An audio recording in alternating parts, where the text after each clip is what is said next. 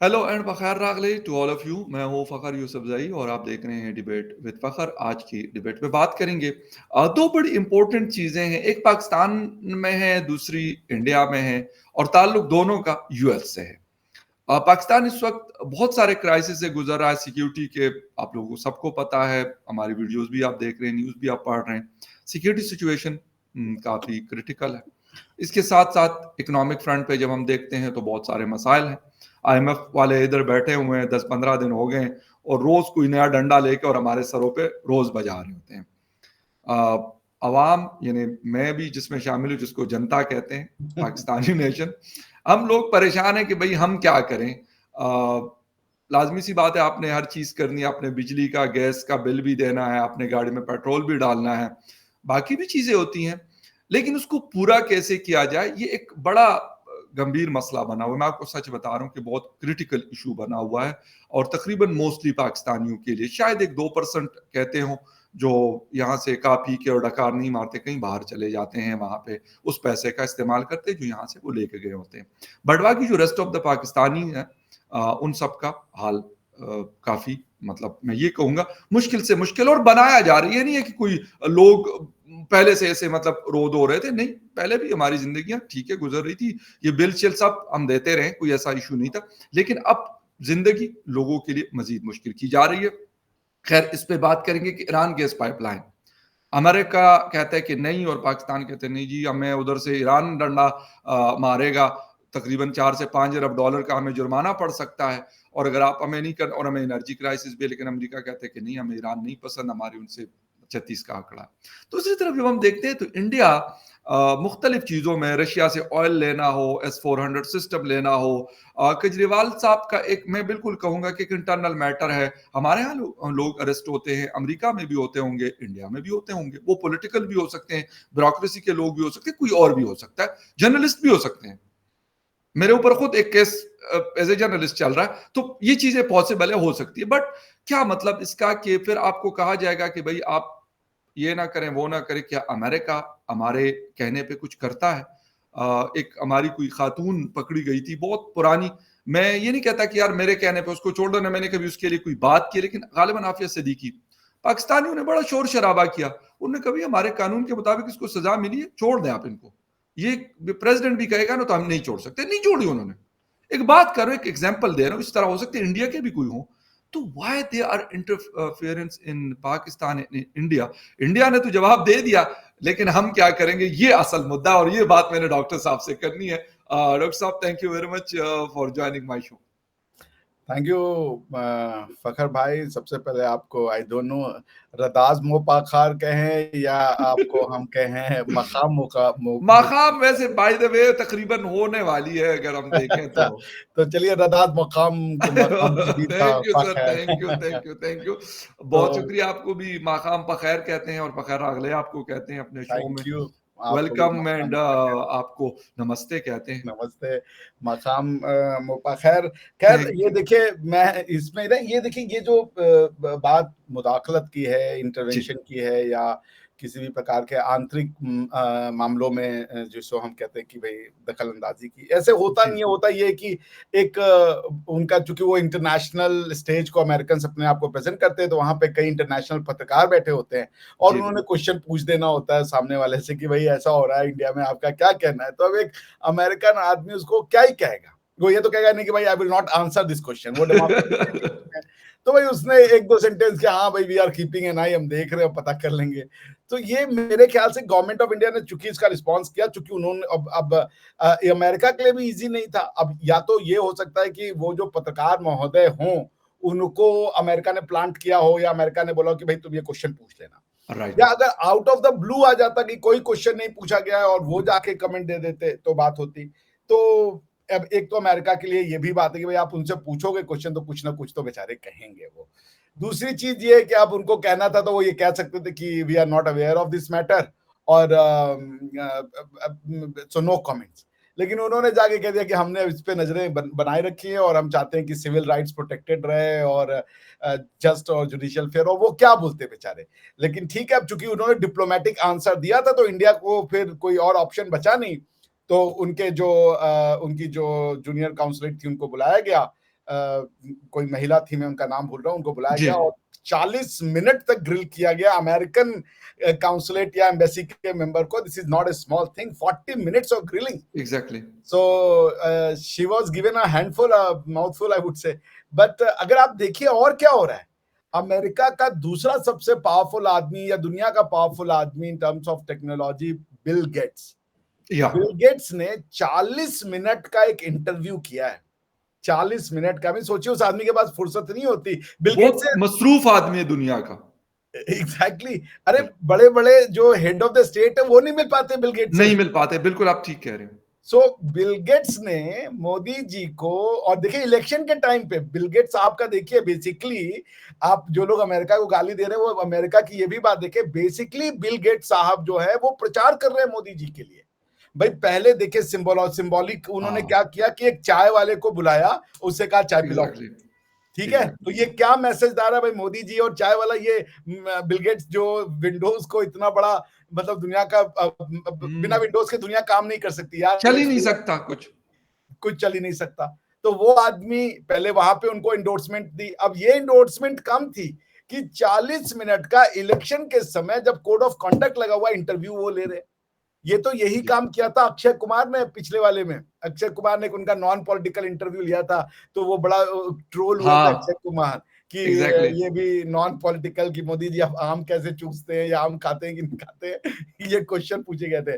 So bottom line ये है कि डेमोक्रेसी है, एक सिस्टम है, उसमें ऐसे क्वेश्चंस पूछ दिए जाते हैं, उनको उनको जवाब देना मजबूरी हो जाता है। अब आज यूनाइटेड नेशन के भी किसी ऑफिशियल के जाके किसी ने क्वेश्चन पूछा तो उन्होंने भी उसका रिस्पॉन्स दे दिया जी, कि भाई हम चाहते हैं कि सिविल लिबर्टीज और इसका जो है वो ख्याल रखा जाए। तो ये मोर देन इन इंस्टीट्यूशन से ज्यादा उन लोगों की गलती होती है जो अपने इंटरनल मैटर्स को बाहर ले जाते हैं। आपको क्या जरूरत है पूछने की? ओके।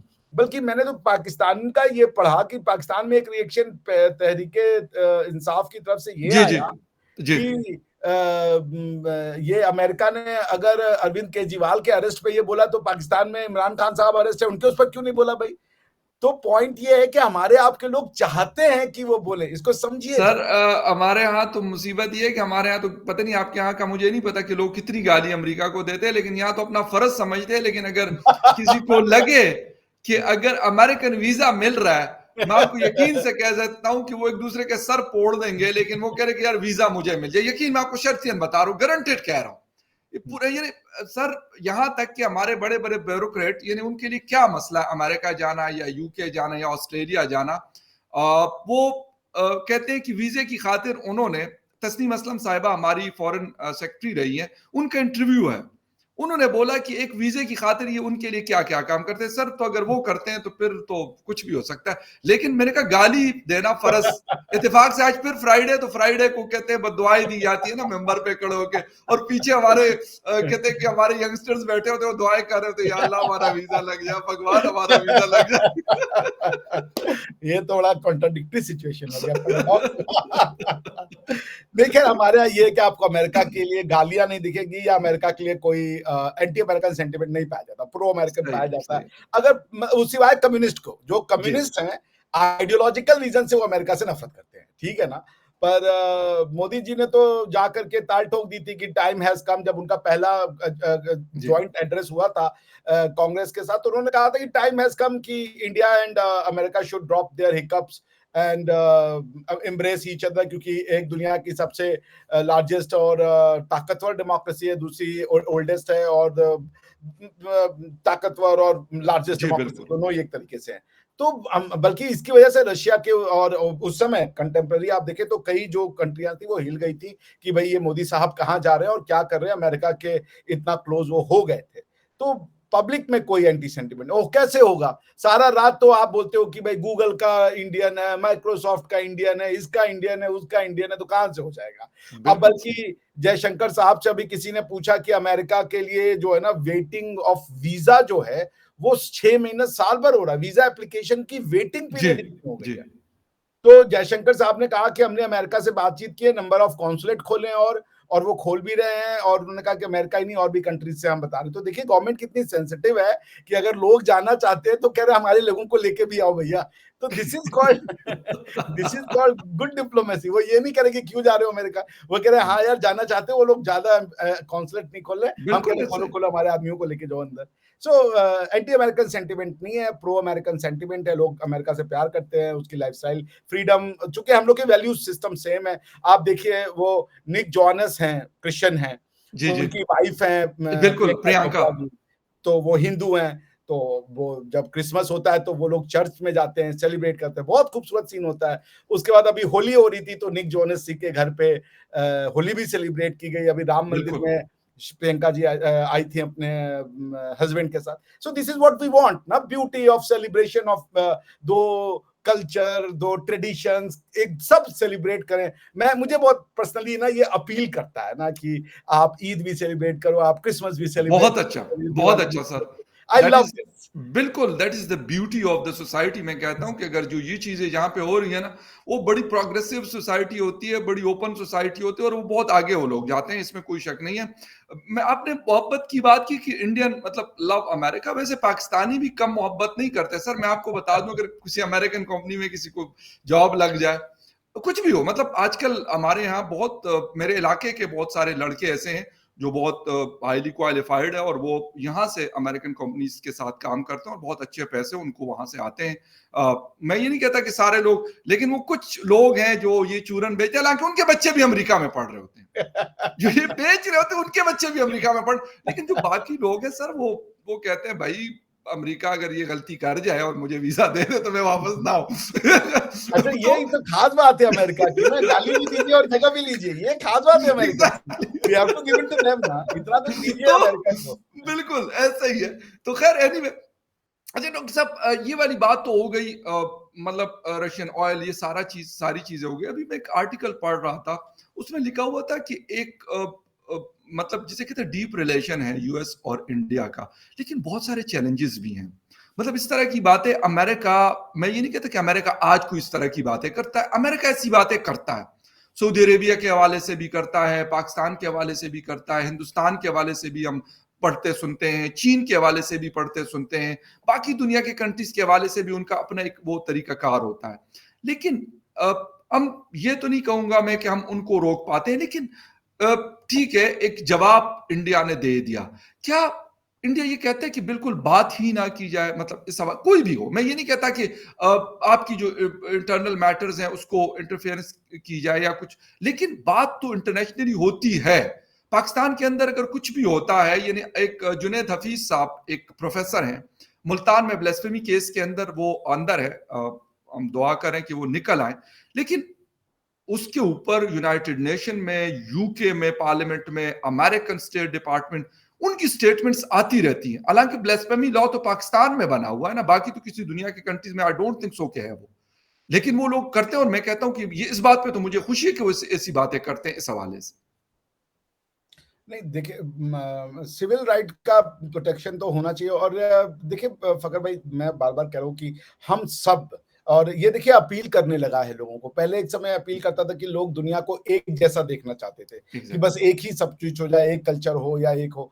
अब धीरे धीरे दुनिया की मानसिकता बन गई है कि बेसिकली मानवता जो है ना, वो प्लूरैलिटी का नाम है। इंसानियत में जो है वो खूबसूरती तभी है जब हम सब अलग अलग रंगों के हों, अलग अलग तरीके के बेशक। हों।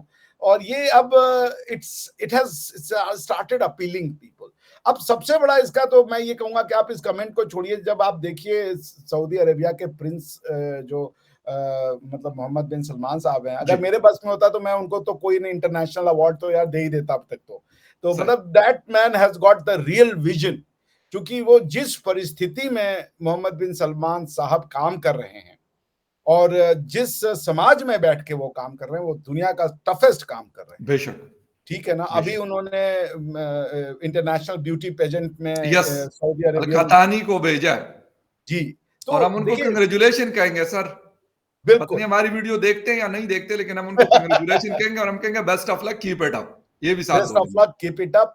और ये उनके लिए आसान नहीं है, मोहम्मद बिन बिल्कुल सलमान ठीक साहब, है। बिल्कुल। क्योंकि जिस समाज में वो रह रहे हैं, एक तो ऑटोक्रेटिक है या समझिए डेमोक्रेसी बिल्कुल। है नहीं। और लोग अपोजिशन करने वाले भी बहुत होंगे। बहुत लेकिन सख्त हैं। लेकिन the man has got the, जिसे कह लिए ना, स्टील का गुर्दा है उनका। करज तो है।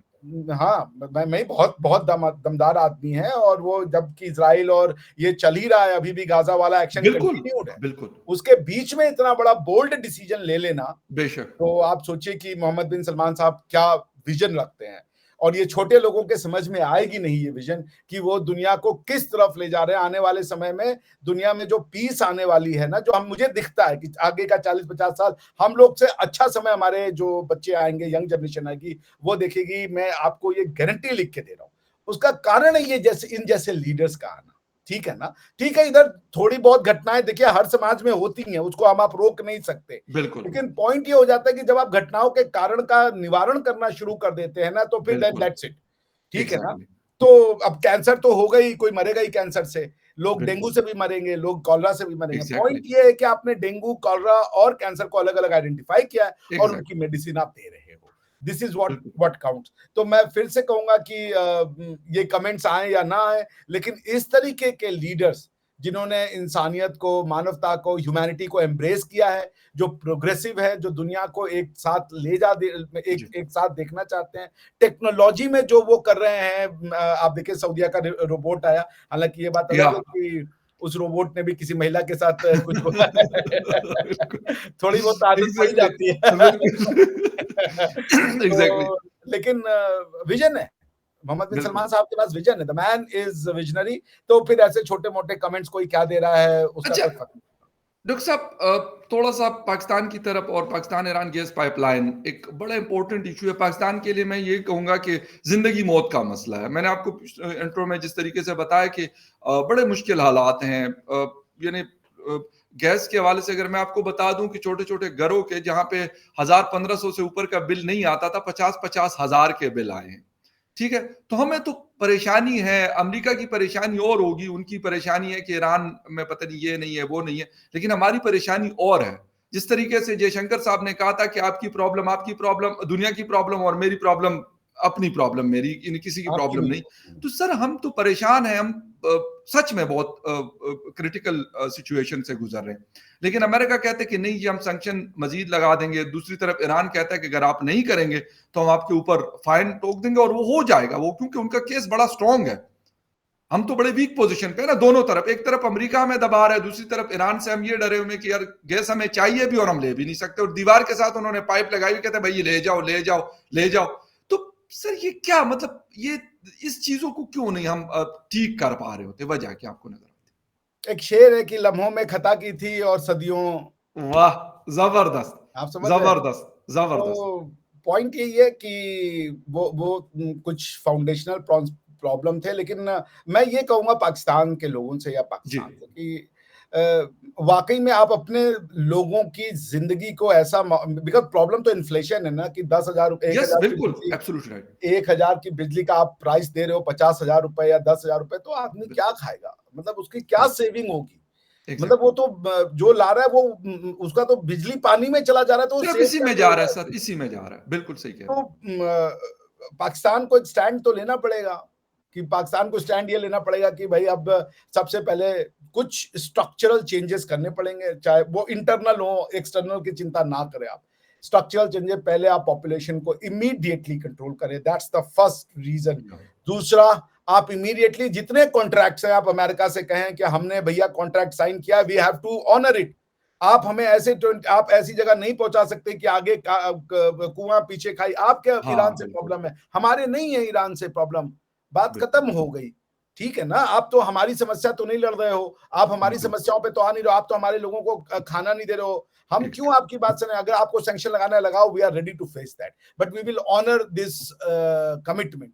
बट पॉइंट ये है कि आपने अपनी इकोनॉमिक व्यवस्था इतनी कमजोर कर ली, और प्लस बुरा नहीं मानिएगा, एग्ज़ैक्टली, मिलिट्री नीड इतनी बड़ी है आपकी, क्योंकि आपने इंडिया को दुश्मन बनाया हुआ है। चूंकि एग्ज़ैक्टली, आपका अमेरिका मेन वेपन सप्लायर है।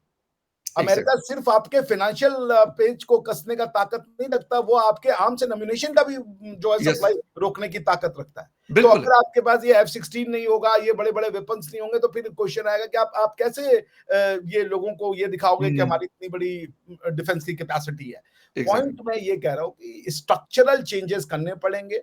आपको अमेरिका से बात करना पड़ेगा, जो जयशंकर साहब ने कहा था, और जयशंकर साहब इसलिए कह पाते हैं क्योंकि उनको अपनी मिट्टी से प्यार है। वो ये जानते हैं कि मुझे मेरी अकाउंटेबिलिटी और रिस्पॉन्सिबिलिटी भारत के लोग हैं। मेरी अकाउंटेबिलिटी और रिस्पॉन्सिबिलिटी ये नहीं कि अमेरिका मेरे बारे में क्या सोच रहा है, ये कह रहा है कि जयशंकर तो बड़ा अलियल है, ये तो ऐसे मुंहफट है, बुरा लग जाएगा, ये सोचना मेरा काम नहीं है। भाई अगर हमारे यहाँ मैं 100 रुपए का पेट्रोल डलवाऊंगा फखर भाई, उसकी जगह अगर 100 रुपए का पेट्रोल 500 का हो जाएगा, मेरी तो कमर टूट जाएगी फाइनेंशियल। भाई बिल्कुल, मैं तो मिडिल क्लास का बिल्कुल। आदमी हूँ। तो पॉइंट ये है कि एनर्जी सिक्योरिटी, आप अगर आज अमेरिका के दबाव में आ गए, तो एनर्जी सिक्योरिटी आप इतने लोगों को अगर नहीं देंगे, तो एनर्जी सिक्योरिटी ना होने का मतलब है आपके मिलें बंद, आपका बिल्कुल, इकोनॉमिक ग्रोथ बंद, आपके आपके ये ट्रक हैं वो बंद, सामान की एग्ज़ैक्टली, आवाजाही मुश्किल हो जाएगी, बिल्कुल सही लोगों कह के रहे घर में खाने का जो लॉजिस्टिक के थ्रू ये सब पहुंचता है, वो सब प्रॉब्लम हो जाएगा, या इतना महंगा हो जाएगा कि लोग किराने की दुकान से सामान ला के अफोर्ड नहीं कर हैं। पाएंगे। जो पॉइंट ये है कि आपको एनर्जी सिक्योरिटी, पॉपुलेशन कंट्रोल, और सबसे बड़ी बात है कि सिक्योरिटी, क्योंकि सिक्योरिटी नहीं होगी तो आप, जैसे कई लोग कहते हैं आप हम ट्रेड कर लें इंडिया से, trade is not a problem for Pakistan. Pakistan की प्रॉब्लम है कि उसके पास इन्वेस्टमेंट नहीं आ रहे। मैंने एग्ज़ैक्टली, आपके स्कॉलर्स को टीवी पे बैठ के ये बताते सुना है कि एफडीआई से कुछ नहीं होता, बेकार चीज है एफडीआई। ऐसे नहीं है। You need new ways to create jobs. अपने लोगों को जॉब आप नहीं देंगे, इकोनॉमी नहीं चलेगी, तो कहां से आप अब इतने लोगों का पेट भरेंगे। सो बेशक, काम तो आप करें कि आप पाकिस्तान, आप जाएं वर्ल्ड बैंक में बात करें, आप कहें हम रिविजिट कर रहे हैं अपनी थ्योरी सारी की सारी। अब हमारा एक ही इंटरेस्ट है, और वो हमारा इंटरनल और एक्सटर्नल इंटरेस्ट है पीपुल ऑफ पाकिस्तान। बिल्कुल, उनके घरों में खुशियां लाना हमारा पर्पस है, उनके पेटों में खाना पहुंचाना, उनके बिल्कुल, फ्यूचर और मुस्तकबिल को सिक्योर करना, ये हमारा काम है। हम अपनी पॉलिसीज को चेंज करते हैं, आप लेकिन ये ना कहें कि अब ये मत कर दो, उससे ये मत करो, क्योंकि हमारी इमीडिएट नीड है। मैं आपको बता रहा हूं, अगर आप एनर्जी सिक्योरिटी नहीं करेंगे तो इन्फ्लेशन वो हालत करेगी आपकी, जिसे कहते हैं ना, you will not need a bullet to be fired for Pakistan to collapse. Agree, बिना एक गोली चलाए आप इकोनॉमिकली क्रम्बल डाउन हो जाओगे, कोलैप्स हो जाओगे। बिल्कुल, और श्रीलंका तो फिर भी छोटा और आइलैंड का देश था। आपके यहाँ पे जो सिविल वॉर होगा उसकी भयावह को आप समझ नहीं पा रहे हैं, क्योंकि लोग सिविल वॉर सिर्फ गवर्नमेंट से नहीं कर रहे होंगे, वो आपस हुँ, में भी लड़ रहे होंगे, क्योंकि उनके पास खाने के लिए या जीने के लिए उतने नेचुरल रिसोर्सेज नहीं होंगे फकर भाई। द बिल्कुल, time has come, in Pakistan is on SOS mode. Time has come कि आप एक पॉलिसी पेपर लगाएं, जैसे कि इंडिया में हुआ था 1991 में। हम बिल्कुल, बैंकरप्ट हो गए थे फखर भाई। तब इंडिया ने ये कहा था कि भाई अगर हम इसी रूट पे चलते रहे, अगर हम यही इकोनॉमिक पॉलिसी जिद हुँ, में करते रहे कि हमको सोशलिज्म सोशलिज्म सोशलिज्म चाहिए, तो फिर हम तो बर्बाद हो जाएंगे। तो मुझे बेशक, याद है कि लोग सारा श्रेय देते हैं मनमोहन सिंह जी को, जो जानना भी चाहिए। वो भारत की एक बहुत जबरदस्त वो थे फाइनेंस मिनिस्टर, बिल्कुल, और प्राइम मिनिस्टर बाद में वो सम्मानीय है। लेकिन पीवी नरसिम्हा राव, चूंकि उनकी अल्पमत की गवर्नमेंट थी, उन्होंने कहा था उनसे, क्या नाम है, मनमोहन सिंह जी से और सुब्रमण्यम स्वामी जी से, कि the time has come, India को ये इकोनॉमिक पॉलिसी छोड़नी पड़ेगी। ओह! तुमको जो करना है इस इकोनॉमी को ठीक करने के लिए करो, मैं पॉलिटिकल ब्रंट सहूंगा, मैं सब कुछ देखूंगा। And the man PV Narasimha Rao का भारत को जिसे कहिए सदियों तक ऋणी रहना पड़ेगा, जो उन्होंने भारत के लिए किया था। दैट बिल्कुल, moment has come for you. अब आपको लोगों को जो भी पावर में है एग्री, वो कहें, और कहें कि भाई बट दैट्स इट, अब इन लोगों को मत मारो, वरना ये बेचारे, अब इनको भारत खाए ना खाए, इनको कोई और खाए ना खाए, इनको भूख खा जाएगी, गरीबी खा जाएगा, बेशक, इनको जो समझ लीजिए इन्फ्लेशन खा जाएगा। That exactly. Situation has come, it's an SOS बिल्कुल मोड। दुरुस्त कह रहे हैं डॉक्टर साहब कि ये वाली बात कि जी हमें ये मार देगा, वो मार देगा, वाक़ई हमें गुर्बत मार सकती है, हमें भूख और अफ़लास मार सकती है। हमें इस तरीके की 44% की इन्फ्लेशन है और आपने मैं ये कोई अपनी तरफ से ये कोई लोग होते हैं ना कहते हैं जी कोई एवी मतलब हवा में तीर चला रहे हैं या वैसे एग्ज़ैजरेट कर रहे हैं चीज़ों को, नो ऐसा नहीं है। एक्चुअल ग्राउंड पे अगर आप चले जाएँ 2-3 दिन पहले की बात है, एक बहुत बड़ी बेकरी की चेन है इस्लामाबाद में, बहुत अच्छा उनका बिज़नेस है। यकीन करें मैं कुछ मिल्क वगैरह ले रहा था वहाँ से तो मुझे उनका मैनेजर कहता है मैंने कहा आज तो रश नहीं है, कहते आज क्या पहले रमज़ान को रश था उसके बाद कोई रश नहीं है, हमारे पास कोई लोग नहीं है। हालाँकि उनके पास नॉर्मल डेज़ में भी बहुत ज़्यादा लोग आते हैं, क्योंकि उनकी क्वालिटी अच्छी है, चीज़ें अच्छी हैं, लोग ज़्यादा उनसे लेते हैं। और ब्रांच नेटवर्क बहुत अच्छा है उनका।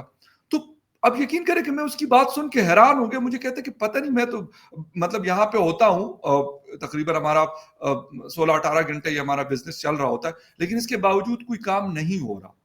तो ये एक बंदे की कहानी नहीं है, ये पूरे पाकिस्तान की तकरीबन इसी तरह की स्टोरी है। लेकिन खैर एनीवे, हमें अपना रवैया, अपना तरीकाकार बदलना पड़ेगा, इसके बगैर हमारे पास कोई रास्ता नहीं है। बेशक अमेरिका को हम जिस तरीके से हम उनका गिरबान नहीं पकड़ सकते, हमारे पास वो नहीं है, वो ताकत नहीं है, लेकिन चलो गिरबान ना पकड़े, लेकिन उनको अपनी बात अगर हम समझा सके, तो मैं कहूंगा ये भी हमारी बड़ी ताकत होगी और ये भी हमारी बहुत बड़ी जीत होगी कि अगर ये बात हम उनको एटलीस्ट समझा सके, जिस तरह डॉक्टर साहब ने बताया। डॉक्टर साहब, थैंक यू वेरी मच, आपके टाइम का बहुत शुक्रिया कि आपने शो ज्वाइन किया। And viewers, thank you very much for watching debate with Fakhar Yousafzai.